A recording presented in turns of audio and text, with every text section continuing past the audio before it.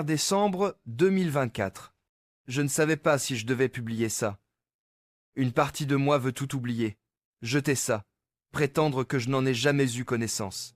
Mais le reste de moi, eh bien, le reste de moi pense que les gens devraient le voir. J'habitais à côté de Lucas. Enfin, j'habitais.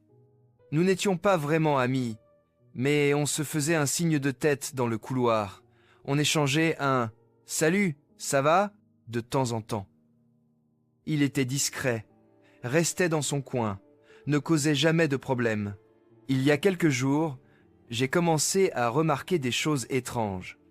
Des coups sourds dans les murs, comme si quelqu'un déplaçait des meubles au milieu de la nuit. Une fois, j'ai cru l'entendre crier, mais quand j'ai collé mon oreille au mur, c'était le silence. Je me suis dit que ce n'était rien, juste le vieil immeuble qui travaille, ou peut être qu'il avait la télé trop forte. Il y a quelques jours, l'odeur a commencé. Au début, c'était léger, juste une vague odeur aigre quand je passais devant sa porte. Le soir, c'était insoutenable, comme de la viande avariée mélangée à du produit d'entretien. J'ai appelé le propriétaire pour me plaindre, mais bien sûr, il n'a pas répondu. C'est là que j'ai décidé d'aller voir Lucas moi-même. J'ai frappé à sa porte. Pas de réponse. J'ai réessayé, plus fort cette fois, en appelant son nom. Toujours rien. J'entendais le léger bourdonnement de son réfrigérateur à travers la porte, donc je savais qu'il n'y avait pas de coupure de courant. Mais l'odeur, c'était atroce, lourde. Je ne sais pas pourquoi, mais j'ai essayé la poignée. Ce n'était pas verrouillé. L'odeur m'a frappé encore plus fort. J'ai eu un haut-le-cœur, failli vomir là, dans l'embrasure de la porte. L'air était épais et humide, comme si j'entrais dans un marais. L'appartement était sombre, mais j'en voyais assez. L'endroit était sens dessus dessous. Meubles renversés, papiers éparpillés partout. Les murs étaient couverts de fissures, de profondes entailles qui ressemblaient à des marques de griffures. Le sol était collant, une sorte de liquide sombre auquel je ne voulais pas trop réfléchir. Et puis j'ai vu le journal. Il était posé sur le bureau, ouvert, comme s'il venait d'écrire dedans. Le stylo était toujours là, reposant sur la page. J'ai appelé à nouveau, plus fort cette fois, mais le seul son que j'ai eu en réponse était un léger bourdonnement de mouches quelque part dans un coin. Je ne voulais pas aller plus loin. Quelque chose dans cet endroit clochait. Mais le journal était juste là, juste devant moi, et je n'ai pas pu m'en empêcher. Je l'ai pris, et j'ai commencé à lire. Mon Dieu, j'aurais aimé ne pas l'avoir fait. Voici une transcription des gribouillis qu'il a écrits. Autant que j'ai pu en lire, du moins. Lis assez. Page 1 à 3 novembre. Je ne sais même pas pourquoi j'écris ça. Ce n'est pas comme si quelqu'un allait le lire. Peut être que c'est pour moi une sorte de libération, ou peut être que ce sont juste les murs qui me donnent des idées. Il me semble plus serré ces derniers temps, comme si la pièce rétrécissait. J'ai l'impression d'étouffer ici. Non, pas d'étouffer, de me noyer. J'entends la ville dehors, les klaxons, les sirènes, mais elle pourrait être à des kilomètres. Je ne suis pas sorti depuis des jours. Peut être des semaines? Le calendrier est tombé du mur, et je n'ai pas pris la peine de le remettre. Je crois que nous sommes le 3. Cet endroit sent bizarre, comme du bois humide et du cuivre. Je ne sais pas pourquoi. Rien n'a changé. J'ai commencé à garder les fenêtres fermées parce que le bruit extérieur me donne des maux de tête. Mais maintenant, les odeurs sont accablantes. Je pensais que ça venait des tuyaux, mais j'ai frotté l'évier et même versé de l'eau de javel dans le drain. Ça n'a pas aidé. Ça s'accroche à moi. Je n'arrive pas à m'en débarrasser. J'en rêve même. Je devrais quitter cet appartement. J'aurais dû partir il y a des mois. Mais déménager, ça veut dire faire les cartons. Et faire les cartons, ça veut dire regarder toutes mes conneries, mes échecs. Non. Il ne faut pas penser comme ça. Je suis juste fatigué. Je n'ai pas beaucoup dormi. Chaque fois que je ferme les yeux, j'ai l'impression de tomber. Et quand je me réveille, ma poitrine me fait mal comme si j'avais retenu ma respiration. C'est à ça que ressemble l'épuisement professionnel, non? Être travailleur indépendant, ça semblait bien, mais ce n'est que date limite après date limite après date limite. Je suis à bout, je vis de plats à emporter froid et de café. Je crois que mon corps me déteste. Je n'ai eu de nouvelles de personne depuis un moment, bien que ce soit surtout ma faute. J'ai arrêté de répondre aux messages après... après elle. Elle. Je n'ai pas écrit son nom depuis l'accident. Mon Dieu. Pourquoi l'écris-je maintenant? Mel. Mélissa. Ça fait... quoi, 3 mois qu'elle est morte? Ça me semble faux. Ça me semble plus long. Comme si elle était partie depuis des années. Peut être parce que je n'étais pas là à la fin. J'aurais dû y être. Je devais la rencontrer pour un café ce matin-là. Mais je ne me suis pas montré. Je n'ai même pas appelé. Elle m'a envoyé un message juste avant que ça n'arrive. Il faut qu'on parle. Je l'ai lu soupirer et je me suis retourné pour me rendormir. Quand je me suis réveillé, elle était morte. Je ne suis pas allé à l'enterrement. Je ne pouvais pas affronter sa famille. Ils ne savaient rien de la dispute que nous avions eue. Mais moi oui, je savais les choses que j'avais dites, les choses que je ne pouvais pas reprendre. Elle méritait mieux que moi. C'est peu. Être pour ça que j'entends sa voix. Oui, c'est de ça que je voulais vraiment écrire, la voix. Ça a commencé il y a quelques nuits. J'étais allongé dans mon lit, fixant le plafond, comptant les fissures. L'air était lourd, comme avant un orage. J'étais presque endormi quand je l'ai entendu prononcer mon nom. Pas dans ma tête, pas comme un souvenir. C'était à voix haute, juste à côté de mon oreille. Lucas. Je me suis redressé si vite que j'ai failli tomber du lit. L'appartement était silencieux, trop silencieux. Pas de bourdonnement du frigo, pas de gouttes du robinet. Juste le silence. Mais je jure que j'ai senti quelqu'un là, debout dans le noir, à me regarder. C'est arrivé de nouveau la nuit suivante. Cette fois, j'étais dans la cuisine. Je venais de me faire une tasse de thé et de la poser sur le comptoir quand j'ai entendu sa voix à nouveau. Je suis à la maison. La tasse s'est brisée dans ma main. Je ne me souviens même pas l'avoir lâchée.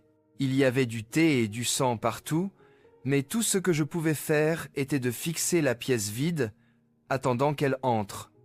Elle n'est pas entrée, bien sûr.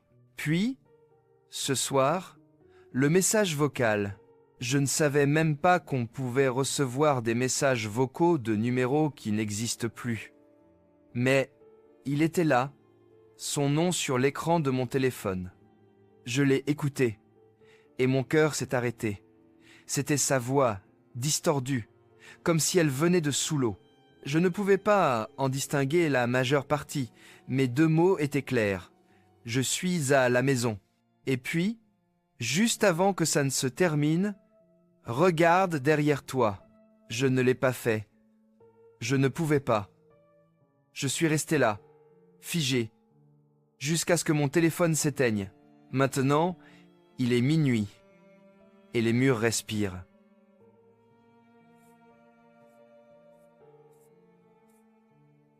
Ou peut être que c'est juste moi.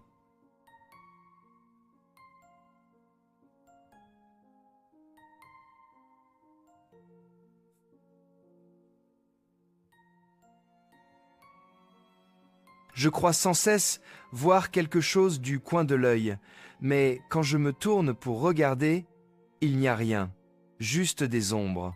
Je ne sais pas pourquoi j'écris ça. Je ne veux juste pas oublier. Si quelque chose arrive, quelqu'un doit savoir. Page 2, 10 novembre, j'ai pensé à Mel. Je veux dire, Je pense toujours à elle ces jours-ci, mais ce soir, c'est différent. Comme s'il y avait quelque chose que j'avais manqué, quelque chose que j'avais ignoré parce qu'il était plus facile de ne pas le voir. Le jour de sa mort, elle devait me rencontrer pour un café. Elle m'a envoyé ce message. Il faut qu'on parle. Et j'ai tout de suite imaginé le pire. J'ai cru qu'elle allait rompre définitivement. Me dire qu'elle en avait assez de mes excuses et de mes conneries. Être qu'elle l'aurait fait. Mais maintenant, je n'en suis plus si sûr. Les dernières semaines avant l'accident, Mel n'était pas elle-même. Elle était fatiguée tout le temps, dormait à peine. Elle disait que c'était le stress, le travail, la famille, la vie en général, mais maintenant que j'y pense, il y avait autre chose. Elle a commencé à annuler des rendez-vous à la dernière minute, disant qu'elle ne se sentait pas bien. Quand nous nous voyions, elle était distraite, toujours à regarder par-dessus son épaule, comme si elle attendait que quelqu'un ou quelque chose soit là. Une fois, je l'ai surprise à fixer son reflet dans une fenêtre beaucoup trop longtemps, comme si elle ne se reconnaissait pas. Quand je lui ai posé la question, elle a juste ri et a changé de sujet. Je ne l'ai pas forcée. J'aurais dû la forcer. Je me souviens d'une nuit, nous étions au téléphone. Sa voix était étrange, tremblante, comme si elle avait pleuré. Elle a dit quelque chose qui m'est resté en tête. Tu n'as jamais l'impression de ne pas être qui tu devrais être, de ne pas être là où tu devrais être, comme quand tu regardes ton reflet et que ce n'est plus toi? J'ai ri. J'ai cru qu'elle dramatisait. Je lui ai dit qu'elle avait besoin de dormir, qu'elle se stressait trop. Elle est devenue silencieuse après ça. Vraiment silencieuse. Puis elle a dit autre chose. Je ne crois pas que ce soit moi, Lucas. Je n'ai pas demandé ce qu'elle voulait dire. J'ai juste changé de sujet, parce que c'est ce que je faisais toujours quand les choses devenaient trop lourdes. Maintenant, je n'arrête pas d'y penser. Et si elle n'était pas juste stressée? Et si elle traversait ce que je traverse maintenant? L'insomnie, les voix, le sentiment que quelque chose te regarde. Je ne l'ai pas prise au sérieux. Mais, et si j'aurais dû? Être qu'elle ne me rencontrait pas pour rompre. Être qu'elle voulait me dire ce qui lui arrivait. Être qu'elle pensait que je la croirais, que je l'aiderais. Mais je ne me suis pas montré. Je n'ai pas écouté. Et maintenant, elle est morte. Est-ce pour ça qu'elle est là? Pourquoi j'entends sa voix, que je vois ses affaires dans l'appartement? Me hante-t-elle parce que je l'ai laissée tomber? Parce que je l'ai ignorée quand elle avait besoin de moi? Je ne peux pas me débarrasser du sentiment que je paie pour ça maintenant. Pour ne pas avoir été là, pour l'avoir repoussée. Être que si j'avais répondu à son message, elle serait encore en vie. Être que si j'avais remarqué les signes, j'aurais pu faire quelque chose. Au lieu de ça, elle est partie, et je pense qu'elle veut que je le ressente. Mel, si tu es là, si c'est vraiment toi, je suis désolé. Je suis tellement désolé. Je n'ai pas écouté. Je ne t'ai pas prise au sérieux. Je pensais que tu serais toujours là. Et maintenant, je ne sais même pas si c'est toi, ou si c'est quelque chose qui fait semblant d'être toi. Mais si c'est toi, dis-moi, s'il te plaît, ce que tu veux. J'écouterai cette fois, je le jure. Dis-moi juste ce que je dois faire, s'il te plaît. Page 3. 13 novembre. Je n'en peux plus. Il y a quelque chose qui ne va pas ici. Ce n'est pas seulement moi. Ce n'est pas seulement mon esprit qui me joue des tours. Je le sens. Je le sens. Je le goûte dans l'air. Il y a quelque chose dans cet appartement avec moi. Je me suis réveillé ce matin, ou être était-ce l'après-midi, au bruit de verre brisé. Ma première pensée a été que quelqu'un était entré par effraction, mais quand je me suis précipité hors du lit, je n'ai rien trouvé de déplacé. Fenêtre intacte, porte verrouillée. Rien ne manquait. Je commençais à me convaincre que c'était un rêve jusqu'à ce que je voie la photo. Elle était sur mon bureau, posée comme si elle y avait sa place.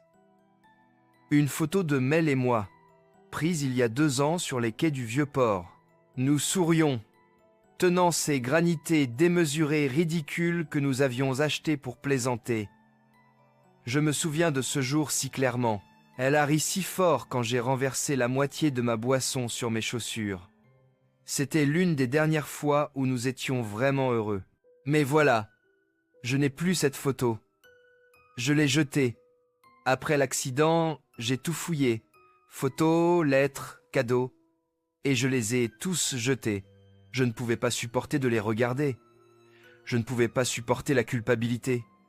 Et pourtant, elle était là, juste sur mon bureau comme si rien ne s'était passé. J'ai retourné l'appartement pour en trouver d'autres. Je les ai trouvés. Tous. Son foulard était dans mon placard, plié soigneusement sur l'étagère supérieure. Celui qu'elle portait à notre premier rendez-vous. Il sent toujours son parfum.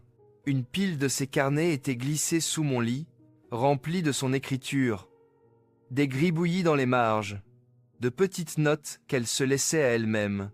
« N'oublie pas de sourire aujourd'hui !» Elle avait écrit sur la première page de l'un d'eux. Ça m'a donné un coup de poing dans le ventre. Sa tasse préférée était dans mon placard de cuisine, celle avec le stupide renard de dessin animé. Je l'ai fixée pendant une bonne minute avant de tendre la main pour la toucher, juste pour m'assurer qu'elle était réelle. Elle était chaude, comme si quelqu'un venait de l'utiliser.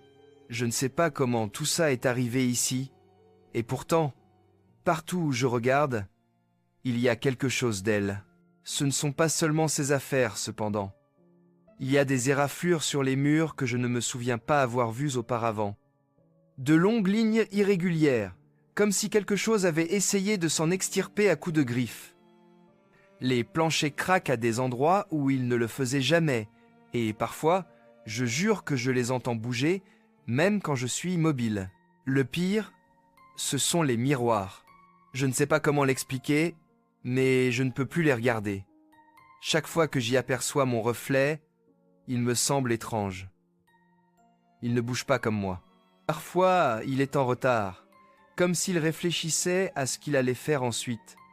D'autres fois, je pourrais jurer qu'il sourit quand je ne le fais pas. Ce soir, j'ai couvert les miroirs avec des serviettes et des couvertures. Ça a aidé, mais seulement un petit moment. Vers minuit, j'ai entendu quelque chose remuer dans la cuisine. Quand je suis allé vérifier, la serviette du miroir de la salle de bain était par terre, trempée dans quelque chose de sombre et de collant. J'ai peur de vérifier ce qu'il y a en dessous. Et puis, il y a l'odeur. Elle empire. Le goût cuivré est si fort maintenant que je le sens à chaque fois que je respire. C'est comme si l'appartement saignait. J'ai essayé d'appeler quelqu'un, n'importe qui, mais mon téléphone ne marche pas. Pas de signal, pas de Wi-Fi. Même mon ordinateur portable est mort. Je suis allé à la porte, pensant que je pourrais au moins sortir dans le couloir, mais la poignée ne tournait pas. Je ne sais pas ce qui se passe. Je ne sais pas quoi faire. La photo de Mel et moi est revenue sur le bureau. Je sais que je l'ai jetée à la poubelle ce matin, mais elle est là, au même endroit, le même sourire. Son écriture est au dos maintenant. Il est écrit « Tu ne peux pas me fuir ». Je crois qu'elle est là. Je crois qu'elle est à l'intérieur de cet endroit. Page 4. 20 novembre. Je ne peux plus dormir. Chaque fois que je ferme les yeux, je le sens respirer. Pas sur moi, en moi. C'est comme si mes poumons ne m'appartenaient pas, comme si chaque respiration que je prenais était empruntée à autre chose. Quelque chose qui attend. J'ai passé la nuit debout, arpentant l'appartement, regardant les ombres ramper sur les murs. Elles bougent quand elles ne devraient pas. Au début, j'ai cru que c'était juste les lumières de la ville dehors, les voitures qui passaient, le scintillement normal de la vie. Mais non, ces ombres, elles ont du poids, elles s'attardent. J'ai commis l'erreur d'éteindre les lumières. Il était environ 3 heures du matin. J'ai pensé que le scintillement constant était peu, être ce qui me rendait si nerveux. Alors j'ai éteint le plafonnier et je me suis assis dans l'obscurité. Le silence était écrasant, comme si la pièce retenait son souffle. Puis, je l'ai entendu. Le battement. Il a commencé faible, presque comme un battement de cœur lointain.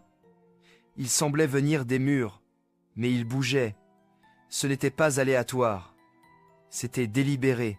D'abord derrière moi, puis à ma gauche, puis à ma droite. Il tournait autour de moi, lent et patient, comme s'il me testait. J'ai rallumé les lumières. Le son n'a pas cessé. Il est devenu plus fort, plus proche. Les murs tremblaient à chaque battement. Et je jure devant Dieu,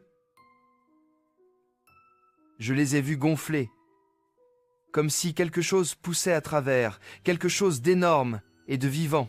Le placoplâtre s'est fissuré par endroits, des lignes dentelées s'étendant comme des veines. Je lui ai crié d'arrêter, de me laisser seul, et il l'a fait. Pendant un instant, il y eut le silence. Je suis resté là, tremblant, fixant les fissures, attendant que quelque chose, n'importe quoi, se produise. Puis j'ai entendu mon nom. Lucas. Ça venait de la cuisine. Je ne voulais pas y aller. Chaque cellule de mon corps hurlait de rester immobile, de courir, de me cacher, mais je ne pouvais pas m'arrêter. C'était sa voix, douce et mélodieuse, exactement comme je m'en souvenais. Je suis entré dans la cuisine, et elle était là. Elle était debout près de l'évier, le dos tourné, ses cheveux mouillés dégoulinant sur le sol. L'odeur m'a frappé en premier, métallique et putride, comme de la viande gâtée laissée au soleil. Mel, ma voix s'est brisée. Elle n'a pas bougé au début. Elle est restée là, silencieuse et immobile, la tête légèrement inclinée. L'air était étrange, lourd et coupant, comme une lame pressée contre ma gorge. Puis, lentement, elle s'est retournée. Ce n'était pas elle. La chose qui portait son visage, elle m'a souri.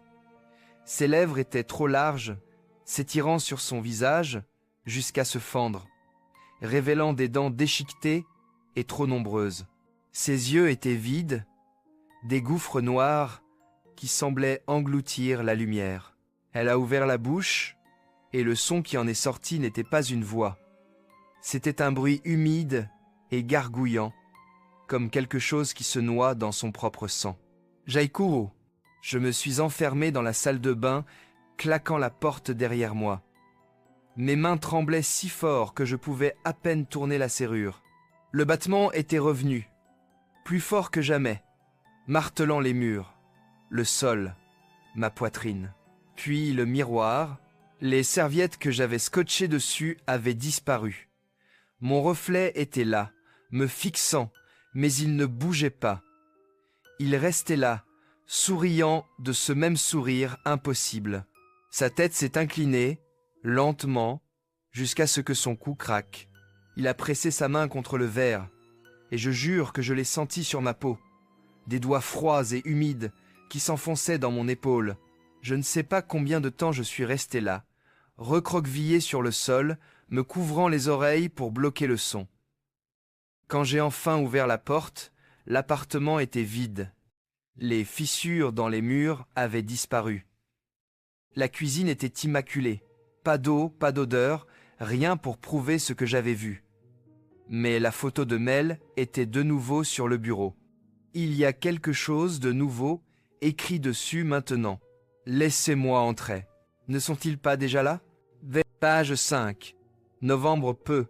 Être, je ne me reconnais plus. Je ne veux pas dire au sens figuré, je le dis littéralement. J'ai aperçu mon reflet dans le miroir de la salle de bain ce matin où sont passées toutes les serviettes, et pendant un instant, je n'étais pas sûr que c'était moi. Mes yeux semblaient étranges, trop sombres, trop creux, comme s'ils avaient été arrachés et remplacés par autre chose, quelque chose d'affamé. J'écris ceci parce que je ne sais pas quoi faire d'autre. J'ai essayé de crier. J'ai essayé de prier. J'ai même essayé de me cogner la tête contre le mur pour me sortir de ça, quoi que ce soit. Mais rien ne change. Je n'ai pas mangé depuis des jours. Je crois. Le temps semble glissant, comme s'il s'étirait et se repliait sur lui-même. Je regarde sans cesse l'horloge, et ce n'est jamais ce que je pense que ça devrait être. Les heures disparaissent en un clin d'œil, mais parfois, les secondes traînent une éternité. Les ombres sont pires. Elles ne bougent plus seulement, elles regardent. Chaque recoin de cet appartement donne l'impression de cacher des yeux. Je ne peux pas m'asseoir sans sentir leur regard me percer le dos. Je ne peux pas dormir sans rêver de formes noires se tenant au bord de mon lit, murmurant des choses que je ne peux pas tout à fait distinguer. Parfois, je pense que je les comprends. La nuit dernière, ou peut être ce matin, je me suis réveillé pour trouver quelque chose écrit sur le mur au-dessus de mon lit. Je ne l'ai pas écrit. Je sais que je ne l'ai pas écrit. Il était dit « Tu es presque prêt ». Prêt pourquoi? Je ne suis pas seul ici. Je le sais maintenant. Je le sens, rampant sous ma peau, s'enfouissant dans mes pensées. Il sait des choses sur moi, des choses que je n'ai jamais dites à personne. Il les murmure quand j'essaie de dormir, répétant mes pires souvenirs, les tordant en quelque chose de plus laid. Il m'a rappelé ma sœur. Elle est morte quand j'avais 12 ans, noyée dans le lac derrière notre maison, alors que j'étais censé la surveiller. Je rêve encore de ce jour, de sa main qui brise la surface, ses doigts griffant l'air, et moi, trop tétanisé pour faire quoi que ce soit. C'était un accident. C'est ce que tout le monde disait. C'est ce que je me suis dit. Mais la voix n'est pas d'accord. Tu la voulais partie. Athée, il dit la nuit dernière. Elle était ton remplaçant, et tu l'as laissé couler.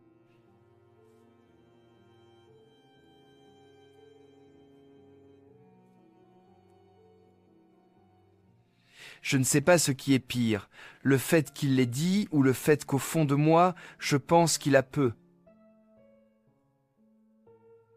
Être raison, j'ai toujours été une saloperie. Ou peu, est-ce là que je le suis devenu? Je ne peux plus faire confiance à mon esprit. Je ne cesse de trouver des choses que je ne me souviens pas avoir mises là. Des notes gribouillées sur des bouts de papier, des messages gravés dans le bois de mon bureau. Laisse-moi entrer. Tu mérites ça. Tu ne peux pas te cacher. Et puis il y a les bleus. Ils sont partout sur moi maintenant. Mes bras, mes jambes, ma poitrine. Certains ressemblent à des empreintes de mains. Des doigts pressés si profondément dans ma peau qu'ils sont devenus violets et noirs. Mais je ne me souviens pas être tombé. Je ne me souviens de personne qui m'ait touché. Est-ce que je me fais ça à moi-même? Cet après-midi, j'ai entendu ma propre voix venir du couloir. Elle a appelé mon nom, douce et suppliante, comme si je me suppliais moi-même de l'aide. J'ai ouvert la porte, mais le couloir était vide. Je ne peux pas arrêter de trembler. J'ai l'impression qu'elle est vivante dans cette image, attendant que je craque. Et puis il y a mon reflet. Je l'ai surpris à me regarder à nouveau depuis le miroir de ma chambre, souriant de cet horrible sourire, de plus en plus large, jusqu'à ce que ses joues se fendent et que des viscères noirs s'en échappent. Ce n'était pas du sang. Ça sentait le sucré, l'écœurant, comme des fruits fermentés. J'ai crié et j'ai jeté une chaise sur le miroir. Il s'est brisé, mais maintenant je peux les voir. Des dizaines de minuscules reflets me regardant depuis les éclats, tous souriants. Je ne pense pas qu'ils vont partir. Page 7. Il est de plus en plus difficile de distinguer le réel. Je continue de penser que je me réveillerai et que tout cela ne sera qu'un rêve fiévreux, mais ça ne fait qu'empirer. Chaque heure ressemble à un pas de plus vers quelque chose. Aujourd'hui, mon téléphone a recommencé à fonctionner. Ou du moins, il a fait semblant. J'étais assis sur le canapé, fixant les fissures dans les murs, quand il a vibré. J'ai failli sauter de ma peau. Il était silencieux depuis des jours. Pas d'appel, pas de message, juste un écran éteint. Maintenant, sorti de nulle part, l'écran s'est allumé. Maman appelait. J'ai hésité avant de répondre. Ça ne semblait pas juste. La pièce était redevenue silencieuse. Trop silencieuse. Même le léger bourdonnement du frigo avait disparu. Quand même, j'ai décroché. Sa voix semblait normale au début, chaleureuse et inquiète. « Lucas, chéri, où vas-tu? Ça va ?» J'ai essayé de répondre, mais ma gorge était serrée, comme si quelque chose l'enserrait. Finalement, j'ai réussi à cracher. « Je suis à la maison. » Pourquoi? Elle a marqué une pause. Ce silence s'est étiré, assez longtemps pour me donner des frissons. Puis elle a dit « De quoi tu parles? Je viens de te voir en ville. » Mon sang s'est glacé. « De quoi tu parles? Je viens de te voir, Lucas. Près de la rivière. Tu étais juste là, debout, à fixer l'eau. Je t'ai appelé, mais tu n'as pas répondu. Tu t'es juste tourné et tu t'es éloigné de moi. Je ne savais pas quoi dire. Mon esprit s'emballait, essayant de reconstituer les choses. Je n'ai pas quitté l'appartement depuis des semaines. Je sais que non.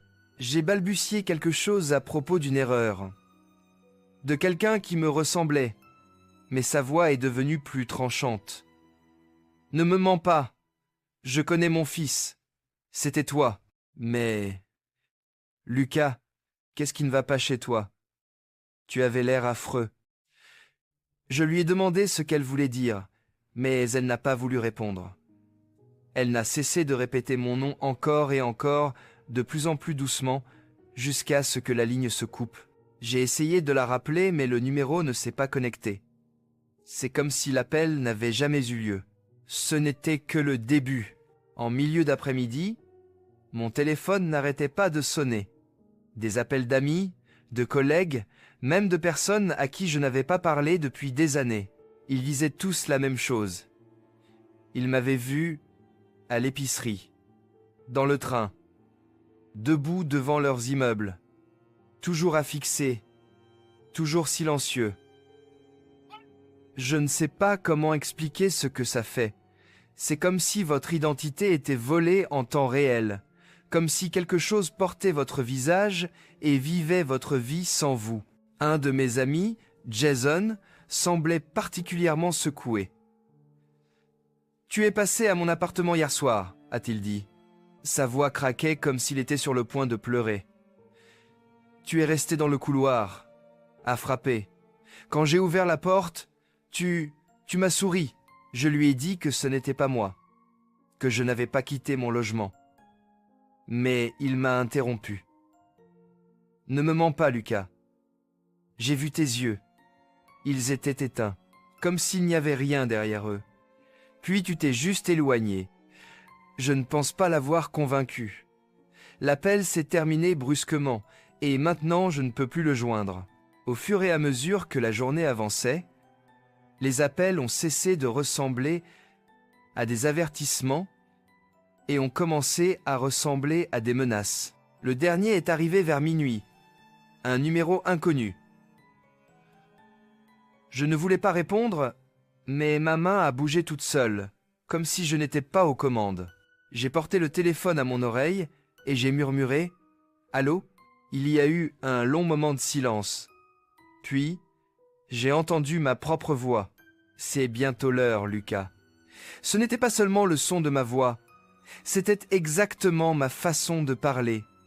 Les inflexions, les pauses. C'était moi. « Je ne comprends pas », ai-je murmuré. La voix à l'autre bout a ri. C'était un son humide, étouffé, comme quelqu'un qui se noie. Tu comprendras.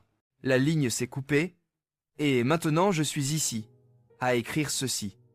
Je ne peux pas arrêter de trembler. Je continue de regarder la porte, m'attendant à me voir debout là, attendant d'être laissé entrer. Page 8, je n'ai pas beaucoup de temps. Je ne sais même pas si cela aura un sens. Mes mains n'arrêtent pas de trembler, et les mots se brouillent sur la page. C'est là, c'est ici. Ça a commencé il y a des heures, si le temps fonctionne encore. Je ne peux pas dire. Les horloges n'ont plus de sens. Le soleil n'est jamais levé, ou peut être que je l'ai manqué. La lumière à travers la fenêtre est fausse, grise et vacillante, comme si elle ne savait pas si elle était réelle. Les bruits ont recommencé dans les murs, plus forts que jamais. Des coups sourds et des grattements, quelque chose d'énorme rampant, se traînant plus près. Je pouvais le sentir dans ma poitrine, faisant vibrer mes côtes. Les fissures sont revenues, s'étendant comme des veines sur le plaque-au-plâtre, mais maintenant elles pulsent. Les murs sont vivants, chauds et humides quand j'y presse ma main. J'aurais dû courir, j'aurais dû sortir, mais la porte ne s'ouvrait pas. Elle ne s'ouvre pas. La poignée ne tourne pas. Peu importe à quel point je tire. J'ai essayé la fenêtre, mais c'est comme si le verre n'était même pas là. Ma main a juste glissé comme si je touchais de la glace. Et puis les lumières se sont éteintes, noir total. Je ne pouvais pas voir mes propres mains devant moi. Je l'ai senti avant de l'entendre. L'air a changé, lourd et humide.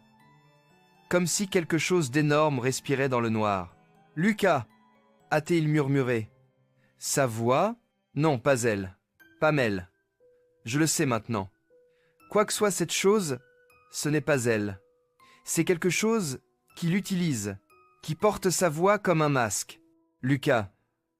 Hâté, il dit à nouveau. Plus près cette fois, si près que j'ai senti le souffle sur mon cou. Froid, humide. Je me suis retourné, mais il n'y avait rien. Puis les miroirs ont commencé à bourdonner. Même dans le noir, je pouvais les sentir, chaque éclat de verre de celui que j'avais brisé. Ils bourdonnaient comme des insectes, vibrants, tremblants. Je pouvais y voir des formes faibles, des reflets de quelque chose qui bougeait, se tordait, rampait. Ce n'était pas moi. Le bourdonnement s'est intensifié, un drone assourdissant qui remplissait mon crâne, et puis je l'ai vu.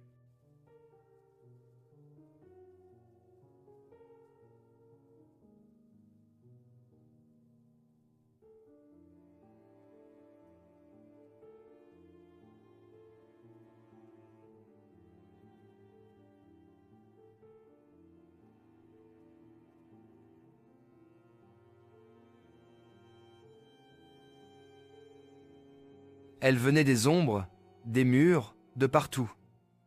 Au début, elle me ressemblait, sortant de l'obscurité, calme et stable, mais ses mouvements étaient faux. Saccadés, trop rapides, comme une marionnette aux ficelles cassées. Son visage n'était pas le mien, pas vraiment. Les yeux étaient creux, des gouffres noirs, laissant échapper quelque chose d'épais et d'huileux. Le sourire s'étirait trop loin, fendant la peau sur les bords. Quand elle a parlé, sa voix était superposée, la mienne et la sienne, et quelque chose de plus profond, guttural et ancien. Tu m'as laissé entrer, Lucas. Je ne pouvais pas bouger. Mes jambes étaient bloquées, mon corps figé alors qu'elle s'approchait. Elle a tendu la main, sa main une moquerie tordue de la mienne, plus longue, plus fine, la peau tendue sur trop d'os. Quand elle m'a touché, ma peau a brûlé, comme de la glace et du feu à la fois. Tu es mien maintenant, a-t-il murmuré. Quelque chose en moi a craqué. Je ne sais pas d'où m'est venue la force, mais je l'ai poussée, fort, et j'ai couru. Je ne savais pas où j'allais.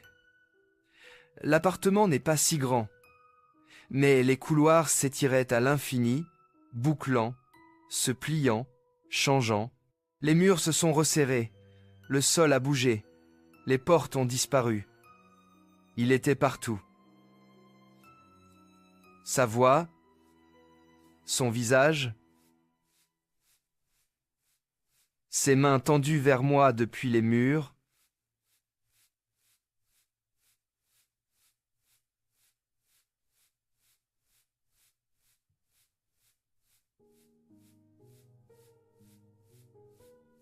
Je suis arrivé à la salle de bain. J'ai claqué la porte, l'ai verrouillée. Pour l'instant, c'est calme, mais je le sens de l'autre côté, qui attend. Le miroir bourdonne toujours, et les fissures dans le verre s'étendent. Je n'y sais pas ce qu'il veut. Mon âme, mon corps, est-ce qui ça importe? Je suis si fatigué. Je l'entends maintenant, grattant à la porte. Il n'a pas besoin de frapper. Je crois que je l'ai laissé entrer il y a longtemps. Eh bien les amis, c'est tout. C'est tout ce que j'ai. Ça n'a pas de sens. Rien de tout ça. Je ne sais pas si Lucas perdait la tête ou si quelque chose lui arrivait vraiment, mais ce qu'il a écrit, c'était délirant. Paranoïaque. Et la dernière entrée? Mon Dieu, les policiers ont finalement débarqué après que je les ai appelés. Le propriétaire est enfin venu après eux. Nous n'avons pas trouvé Lucas. Son appartement était vide. Pas de corps. Aucun signe de l'endroit où il était allé. Mais il y avait une chose. Le miroir de sa salle de bain était en éclats. Pas juste cassé, brisé, comme si quelque chose en avait explosé. Les débris étaient partout, scintillant dans le noir comme 1000 perles de la taille de dents. Je ne sais pas ce qui lui est arrivé. Je ne sais pas si je veux savoir. Les policiers sont revenus ce matin. Je leur ai dit les mêmes choses. Ils ont dit que cela ressemblait à une crise de santé mentale suite au décès de sa petite amie. Ils ont dit qu'ils espéraient le retrouver quelque part. Ils ont même mentionné avoir reçu des images de surveillance du propriétaire montrant Lucas quittant son appartement la nuit où je suis allé prendre de ses nouvelles, après que j'ai pris son journal. Nous ne savons toujours pas où est Lucas. Mais la nuit dernière, alors que j'étais allongé dans mon lit, j'ai cru entendre quelqu'un murmurer mon nom. Je suis sûr que c'était juste mon imagination. Du moins, je l'espère. Mais ça ressemblait à lui. Ou peut être que ça ressemblait à moi.